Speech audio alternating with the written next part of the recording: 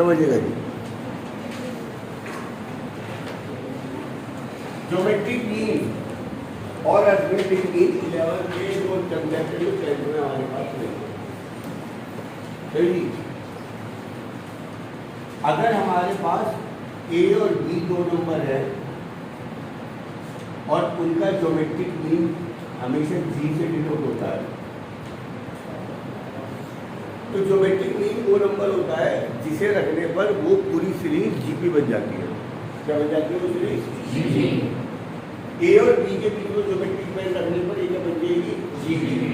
इसका मतलब आर बराबर क्या हो जाएगा? T2 और T1 या यानी T2 स्क्वायर बराबर क्या हो जाएगा?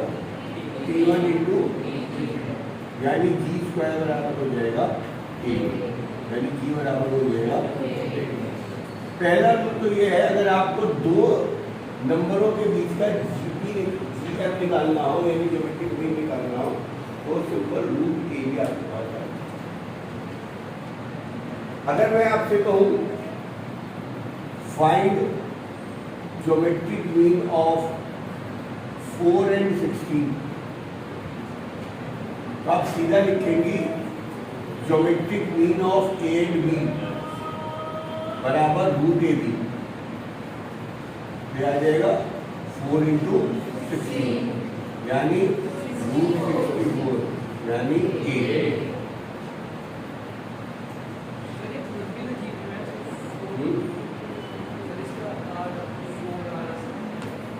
बेटा तू समझ लिया, तेरे दिमाग में और रखा है, तूने समझेंगे ये कंसेप्ट क्या बताया। 4 और 16 के बीच में का जीएम निकालना है। इसका मतलब एक ऐसा नंबर बताओ जिसे 4 और 16 के बीच में रखने पर जीपी बन जाए। तो 4 और 16 के बीच में 8 रख दे, बन गई जीपी। आ क्या है उसका बताओ, क्यों दिमाग लगाना जरूरी? प्रॉब्लम कहाँ आएगी? अगर हम एंड अगर हमारे को सपोज 4 ज्योमेट्रिक मीन पुट करने हैं बिटवीन ए एंड बी, मिस्त्री क्या करेंगे?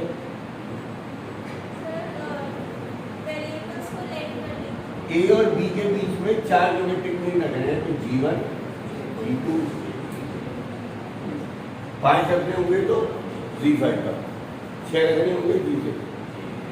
अब क्या होगा अपनी ये 6 के 6 नंबर क्या बन जाएंगे? अब सही। अब इसका क्या करें? G1 कैसे निकाला जाए ये बता दो।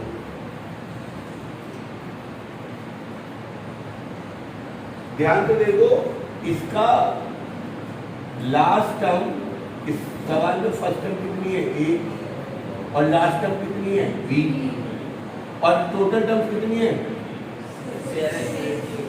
7। किसकी गिनती आई?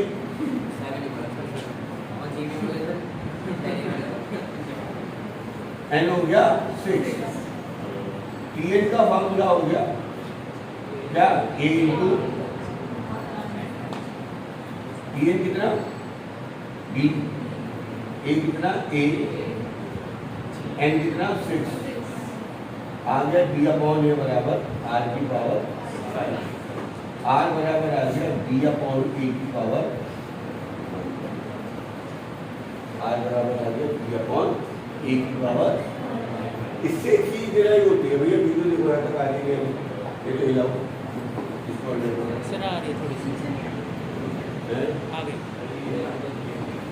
ये पहले नंबर पे आना है, ये दूसरे की चीज है। 14 नंबर पे क्या उतरना है? ये लॉजिक बताता है अगर आपको कभी भी ए और बी के बीच में 7 ज्योमेट्रिक मीन रखने हैं तो उसका आर डायरेक्ट फॉर्मूला है last term upon first term की पावर 1 अपॉन GM प्लस 1। यहाँ पे 5 आया, ये 5 कैसे आया? 4 ज्योमेट्रिक मीन थे और 1 ऐड कर। तो अगर आपको 7 ज्योमेट्रिक मीन होंगे तो इसका आएगा B अपॉन A की पावर 1/8 7 + 1 8। अगर मेरे को 2 और 64 के बीच में 5 ज्योमेट्रिक मीन रखने हैं तो सीधा r का फार्मूला 64/2 की पावर 1/5 + 1 जो भी आएगा। अगर मुझ पे a और b के बीच में n ज्योमेट्रिक मीन रखने हैं तो r बराबर b/b की पावर। यहाँ n जो है वो नंबर ऑफ ज्योमेट्रिक मीन है, n number of geometric mean है, ना कि टोटल नंबर। यहाँ देखा जाए तो n 6 था, ज्योमेट्रिक मीन 4 थी, क्योंकि टोटल नंबर देख रहा था। और इस फार्मूले में n क्या है, नंबर ऑफ। उतारी जल्दी समझिए।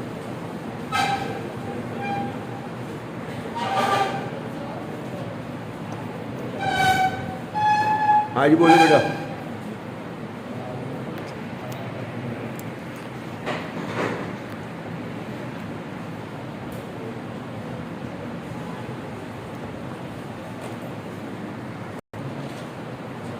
हाँ जी, इस सवाल में A1 है, B 2/6 है, R बराबर होगा B/A की पावर 1 ज्योमेट्रिक मीन + 1, 256/1 की पावर 1/3 + 1, जो हो गया 4 की पावर 4 1/4। R की वैल्यू क्या आ गई, सही है। अब ध्यान से देखिएगा, A G1 G2 G3 B ये सीरीज है और मल्टीप्लाई किससे होती है, तो G1 बराबर होगा A × R यानी 1:4 4।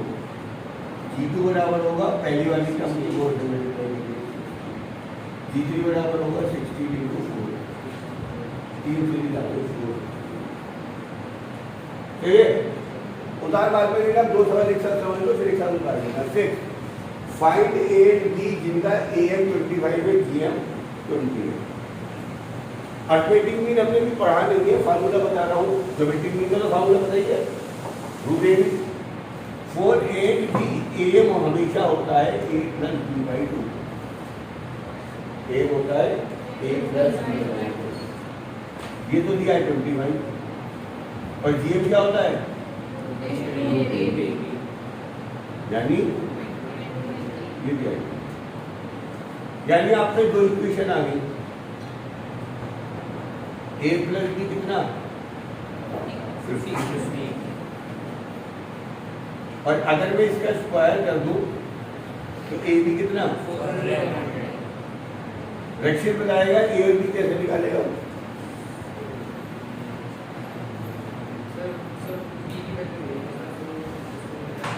अभी वैसे में क्वाड्रेटिक इक्वेशन का सवाल बन गया है, पर 11th क्लास में आ गए हो तो एक फार्मूला यूज करो, खासतौर से सीक्वेंशियल सीरीज में। A - B का स्क्वायर किसके बराबर, A + -4AB। ये मैंने कई जगह बता दिया आपको, कई कर सकते। ये फार्मूला सीक्वेंशियल में कई जगह यूज हो रहा है। A + B हो गया 50 का स्क्वायर, ये हो गया 4 × 2500 - 60।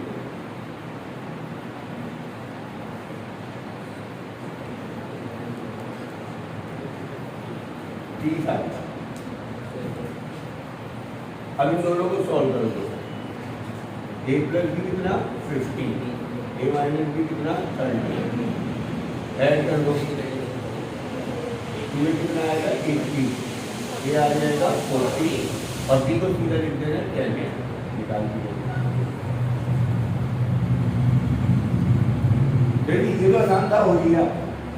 ध्यान रखिए AM का ये फार्मूला है, GM का ये फार्मूला है। चलिए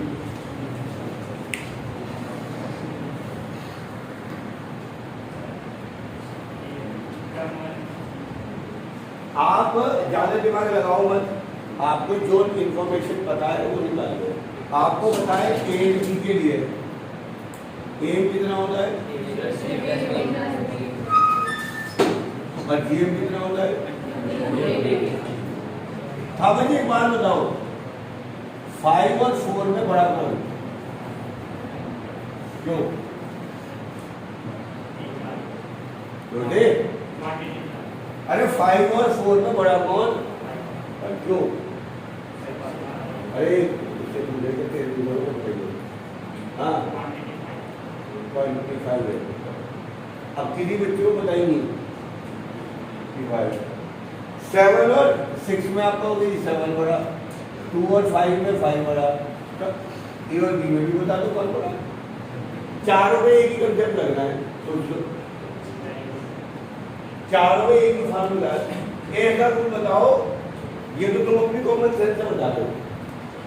मैं तुम्हें बताओ चारों में एक ही तरीका है, चारों को एक ही तरीके से प्रूव किया जा सकता है कि ये बड़ा है।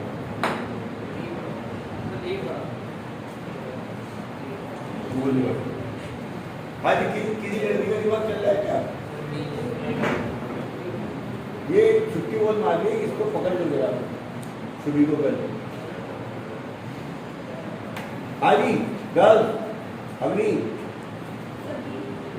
अरे बी या ए से मुझे कोई प्यार नहीं है, कोई हो। मेरा लॉजिक है क्यों, कैसे पता लगा?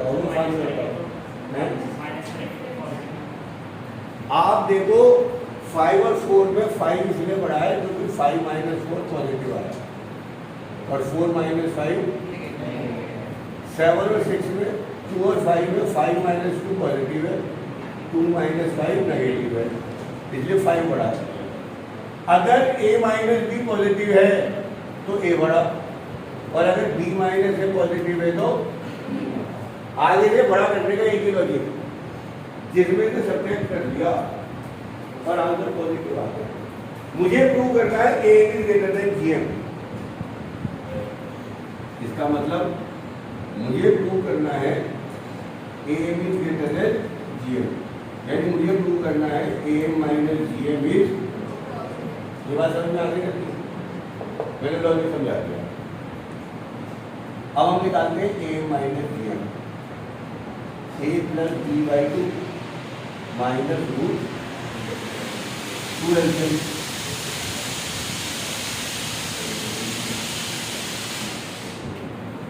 a + b minus. अब इसे पॉजिटिव प्रूव करना है हमेशा, वाणी करेगी, इसे नींद आएगी क्लास में करी हुई है। अब आपको ये प्रूव करना है और एक लाइन में प्रूव किया जा सकता है कि ये पॉजिटिव है।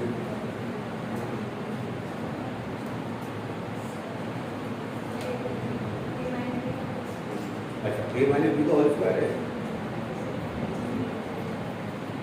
बात ना? खड़ी कृतिका खड़ी तो हो। Avani Jain,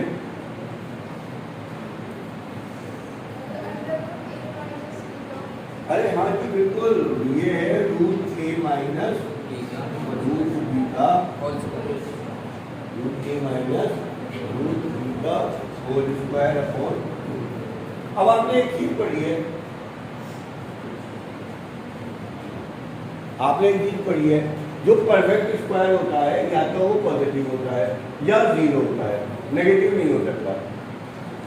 root a minus b, इसलिए या ये हमेशा क्या होगा, पॉजिटिव होगा, या क्या होगा, रीजन लिख देना, because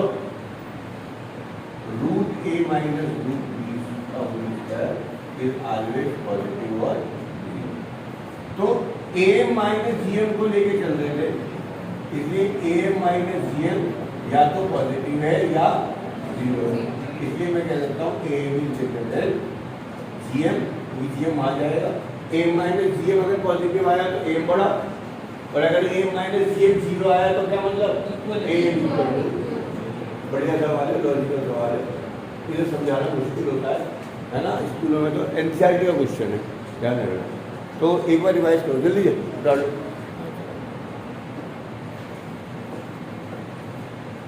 eleven the most important question में से एक है, गिवन है sum is equal to 6 times there gm,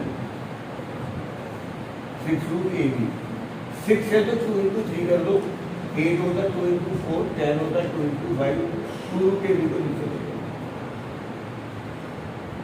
अब आप लगाएंगे सेकेंड स्टेप में बाई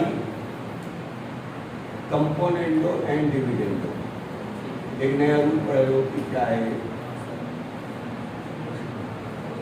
आप देखिएगा 1/2 बराबर 2/4 होता है। क्या होता है ऐसा? दोनों का एक ही मतलब है। कंपोनेंटो कहता है न्यूमरेटर प्लस डिनोमिनेटर। 1 में 2 ऐड कर दो, 2 में 4 ऐड करो, नीचे का ऐसे ही देखो क्या वैल्यू बराबर है। यह आ गया 3/2, यह आ गया 6/4, कैंसिल हो गए सेम बराबर। बाई डिविडेंडो क्या कहता है? Numerator minus denominator. 1 minus 2/2, 2 minus 4/4,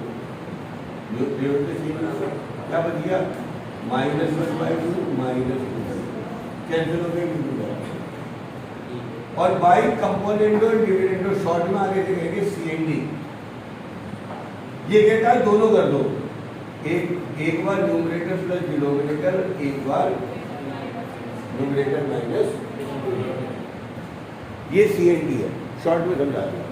कंपोनेंटो dividendo का मतलब है न्यूमरेटर में डिनोमिनेटर ऐड करो, न्यूमरेटर में डिनोमिनेटर सब्ट्रैक्ट करो, आंसर में फर्क नहीं पड़ता। तो सेकंड स्टेप में मैं करूंगा a plus B plus 2√ab, a plus B minus 2√ab बराबर 3 + 1 3। Second step. कोई सेकंड स्टेप में समझने वाली बात दोबारा शशांक, तो समझने वाली बात कार्तिक खड़ा हो जाओ। इसके बाद बता थर्ड स्टेप में क्या करा जाए। दिमाग में कुछ घंटी बजी या नहीं बजी देखते।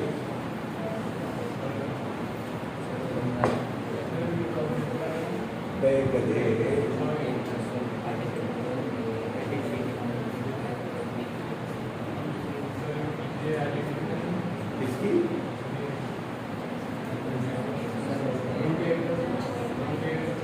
बेटा दिमाग चलता नहीं तेरा सिवाय बातों में, समझा? थर्ड स्टेप में क्या करना है? ये बनना है √a प्लस √b का होल स्क्वायर। ये बन गया a √b का होल स्क्वायर और ये बन गया 4/2 यानी 2/2।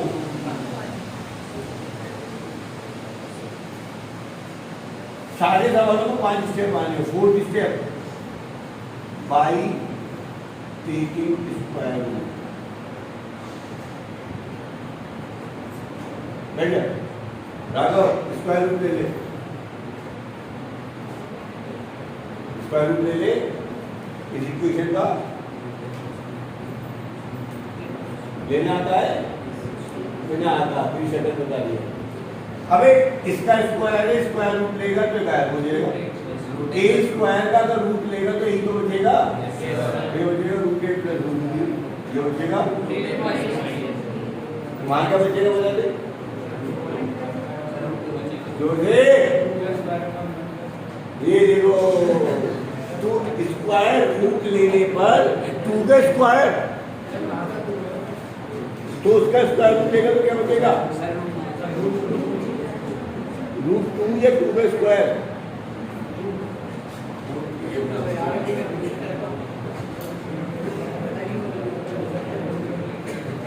तुम्हारी गलती नहीं है। 11 पहली बार पढ़ लो, क्या कहा? पहली बार पढ़ लो, अगले साल पढ़ोगे तो दिक्कत नहीं होगी। पहला स्टेप, हर सवाल के स्टेप में ये कंपोनेंटो डिविडेंडो, बेसिकली ये इसको हमने किसी में सेकंड स्टेप में कर दिया। ये हो गया थर्ड स्टेप। पहला स्टेप गिवन, दूसरा बाई CND, तीसरे में स्क्वायर रूट, फोर्थ में दोबारा CND।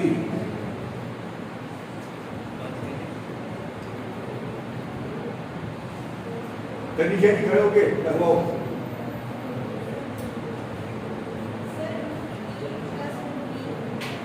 CND कहता है न्यूमरेटर प्लस डिनोमिनेटर अपॉन तो √a plus √b plus upon minus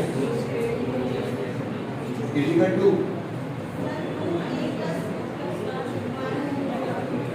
root plus 1 upon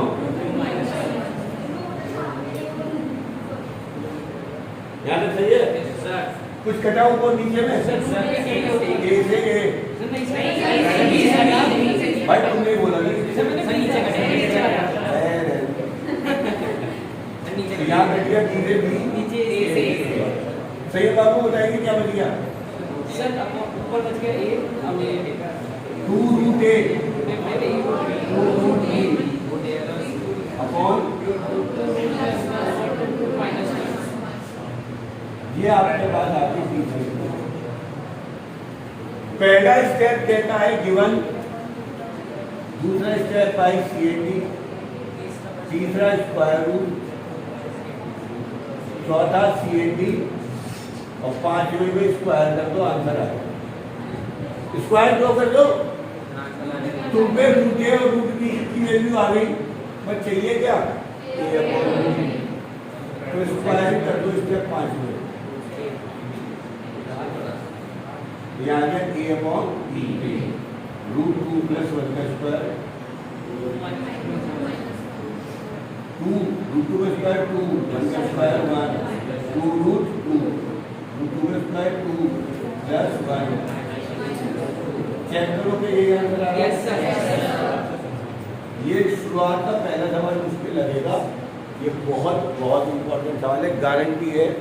जिसे मैंने ट्रिग्नोमेट्री में कहा था ये सवाल जरूर आना है, लेकिन ये सवाल आप किसी भी स्कूल में हो, इन 4 में से एक सवाल जरूर आना है जो मैंने जल्दी कर दो।